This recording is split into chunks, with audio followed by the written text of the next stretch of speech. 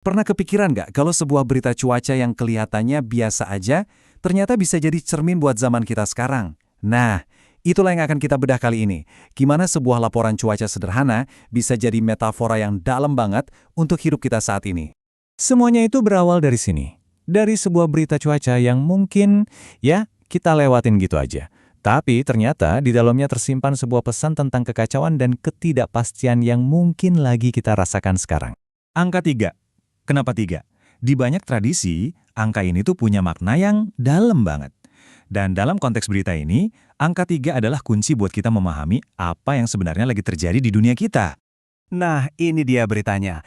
3 bibit siklon lagi ngintai Indonesia. Tapi tunggu dulu, ini bukan sekedar soal cuaca loh. Ini adalah metafora untuk sesuatu yang jauh lebih besar.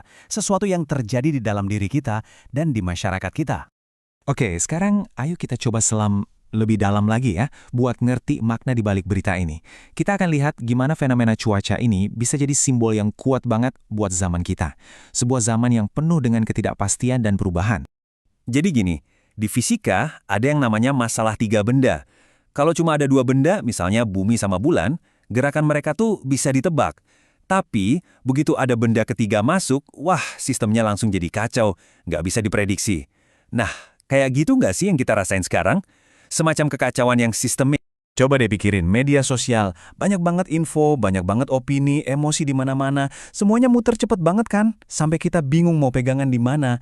Nah, itulah yang namanya perasaan kehilangan pusat yang kita bicarakan. Oke, sekarang kita main detektif bahasa sebentar yuk. Kita bakal bedah 3 kata kunci ini. 3, bibit, sama siklon. Kita mau coba bongkar makna tersembunyi di baliknya. Nah, ini adalah contoh dari apa yang para ilmuwan sebut sebagai kekacauan deterministik. Artinya apa? Artinya, meskipun aturannya jelas, hasilnya tuh tetap aja nggak bisa ditebak. Ini bukan berarti anarki total ya, tapi lebih ke sebuah ketidakpastian yang konstan. Terus ada kata bibit. Ini ngingetin kita soal bedanya potensi sama kenyataan. Kalau dalam pemikiran Islam, ada istilah kuah dan fil. Zaman kita sekarang ini kayak lagi di fase kuah. Banyak banget potensi krisis yang ngintip, dan mikirinnya aja udah bikin capek kan? Jadi, ini dia pesan utamanya. Kita ini nggak lagi ngelawan satu naga raksasa, tapi kayak diserbu 1000 nyamuk kecil. Dan serangan yang terus-terusan ini, wah, nguras banget kondisi batin kita semua. Terus, gimana dong cara kita memahami kondisi ini lebih dalam lagi? Nah, salah satu caranya adalah dengan ngintip ke kearifan kuno. Kosmologi timur dengan metafora elemen alamnya bisa jadi kerangka yang oke banget buat kita. Coba deh lihat tabel ini. Menurut kosmologi timur, zaman kita ini lagi nggak seimbang antara elemen kayu dan tanah. Elemen kayu yang simbolnya pertumbuhan dan penyebaran informasi itu lagi kebanyakan. Sementara tanah yang simbolnya stabilitas dan grounding malah lagi kurang. Artinya apa nih buat kita? Nah, ini dia poinnya. Masalahnya itu bukan kekurangan energi, bukan. Zaman kita ini kekurangan wadah.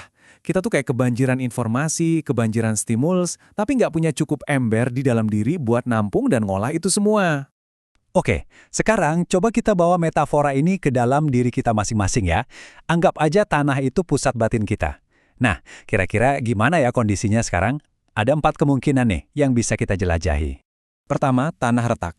Pernah nggak sih ngerasa kayak tahu banyak hal, tapi kok nggak ada yang kena di hati? Nggak ngerasain apa-apa? Nah, itu dia. Ada jarak antara kepala sama hati, dan itu bisa bikin kita ngerasa asing sama diri sendiri. Atau mungkin Anda tipe yang gampang banget capek sama orang lain, gampang banget nyerap emosi orang di sekitar. Nah, ini namanya tanah becek. Empatinya gede banget, tapi saking gedenya, kadang susah bedain mana perasaan kita, mana perasaan orang lain. Ada lagi nih, tanah terkikis. Ini bahaya karena nggak kerasa. Anda mungkin kelihatannya sibuk terus, produktif terus, tapi tahu-tahu baterai energi udah merah aja. Ini tuh kayak burnout yang datangnya diam-diam.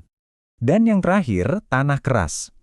Ini kondisi di mana kita, sadar atau enggak, ngebangun tembok di sekeliling hati kita.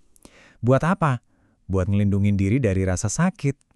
Dari luar kelihatannya oke-oke aja, tapi di dalam rasanya hampa, mati rasa. Coba deh ambil waktu sebentar buat ngerenungin ini. Dari 4 kondisi tadi, retak, becek, terkikis, atau keras, mana yang paling sering Anda rasain? Nggak ada jawaban benar atau salah kok di sini. Tujuannya cuma satu, biar kita lebih kenal sama diri kita sendiri. Terus solusinya apa dong? Di tengah semua badai informasi dan kekacauan ini, ternyata ada loh jangkar yang bisa kita temukan. Di mana? Ya, di dalam diri kita sendiri. Wawasan utamanya tuh simpel banget sebetulnya. Semakin kuat pusat batin kita, semakin kita nggak gampang goyah sama kekacauan di luar sana. Ini bukan soal ngontrol dunia, tapi soal ngontrol diri kita sendiri. Ada nasihat keren banget dari Ibnu Athaillah Al-Iskandari. Ini benar-benar ngingetin kita di mana seharusnya fokus kita kan? Tugas kita itu bukan ngelawan badainya, tapi ngencengin fondasi kita. Jadi saya mau tinggalin Anda dengan pertanyaan ini. Kalau kita punya pusat yang kuat, seberapa banyak sih pusaran angin di luar sana yang benar-benar bisa nyabut kita dari akar? Coba pikirin, langkah kecil apa yang bisa Anda lakuin hari ini buat memperkuat pusat batin Anda, buat bikin kaki Anda lebih napak di tengah badai kehidupan.